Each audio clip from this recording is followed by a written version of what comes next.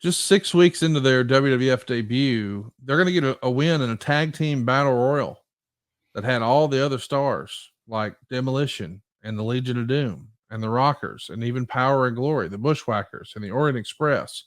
And the winners get a tag team title match at WrestleMania. Now remember, guys, they just started. They debuted at a television taping December 11th.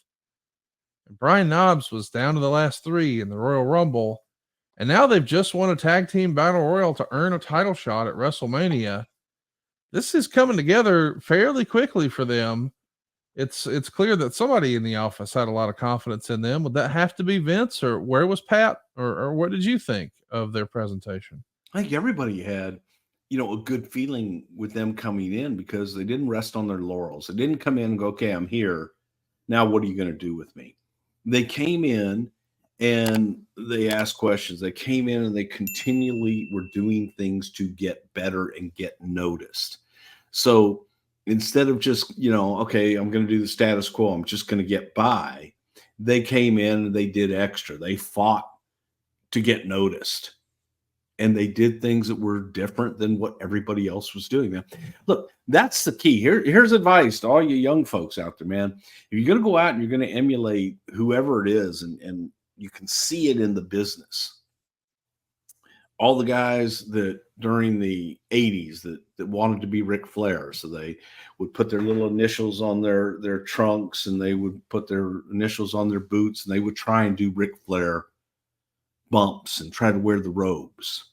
Only difference was Ric Flair was wearing $10,000 robes. Their robes were probably about $600.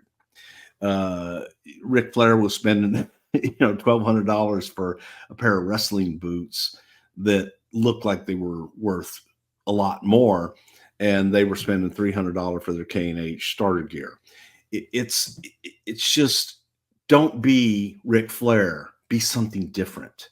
Hulk Hogan. When Hulk Hogan, everybody wanted to be the jacked up Hulk Hogan and do all the things and drop the leg and shake and pose and do all of that. Hulk Hogan was Hulk Hogan. Same thing with Warrior. It goes on down the line. Every generation has them. You got your guys who want to be Stone Cold. You got your guys who want to be The Rock. Now we got the guys who want to be Cena. Be something different. Different is what stands out. Different is what will take you to the next level. Because if people are always comparing you to something else, then that's your gimmick right there. Oh, well, yeah, he's a drugstore version of whoever, insert name here. And the Nasty Boys, when they got into the ring and they did what they did, there was nothing to compare them to. Oh, yeah, there's just a drugstore version of somebody else. No, they were the Nasty Boys. And they fought hard and they worked hard.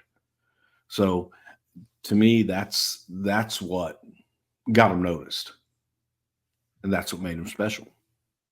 They were indeed special. And it's easy to see how they were so successful when you hear comments from people behind the scenes who were saying these guys were hard workers and trying to get the gimmick over, and they were actively trying to get better. If the effort's there and you're reliable, that's something that the quote unquote office can work with more often than not, right? Yeah, I'm going to work with people, show up to work on time, and bust their ass when the bell rings and when it's time to go. That's more than half the battle.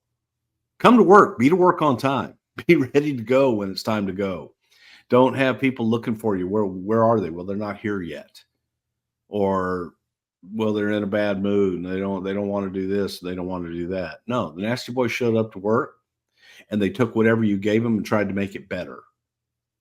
And that's the case in life in general. Don't be the status quo. If an opportunity is presented to you, man, grab it. Take it. Maybe it's scary. Maybe it's gosh, I don't know if I really want to do that. I might get heat. No, then stay where you are.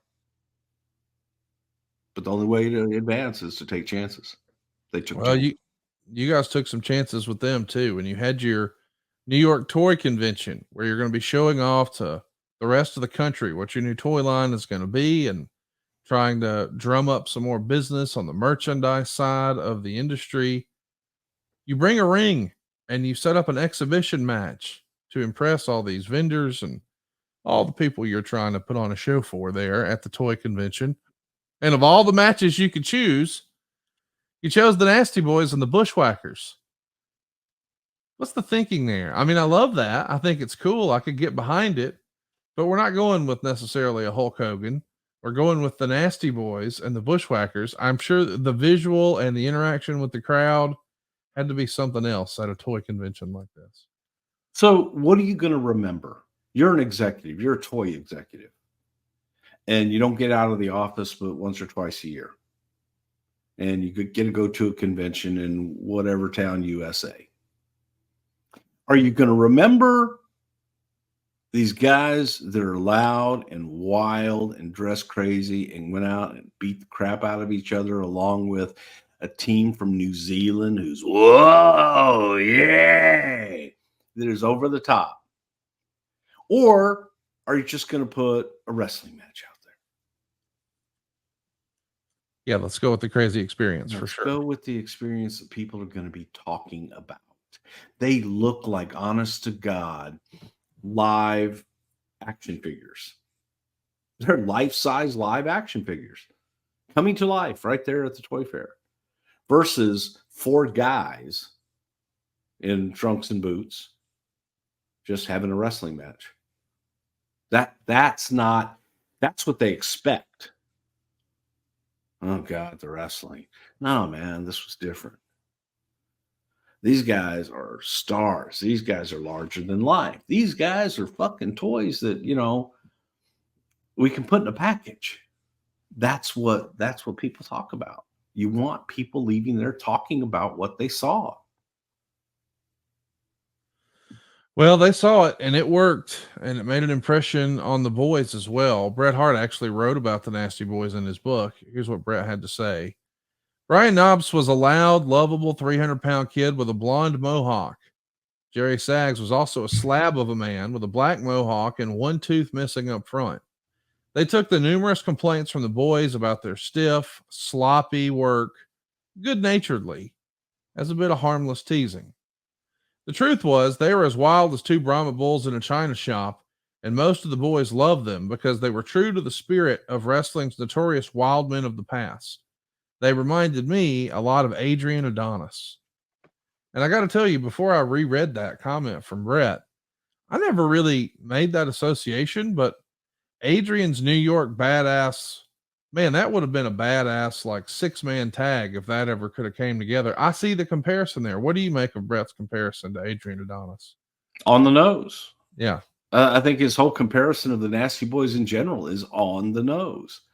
That's exactly who they were and how everyone kind of viewed them. They were unique. They stood out, and it was like a breath of fresh air in many ways. Even though it was a little smelly sometimes.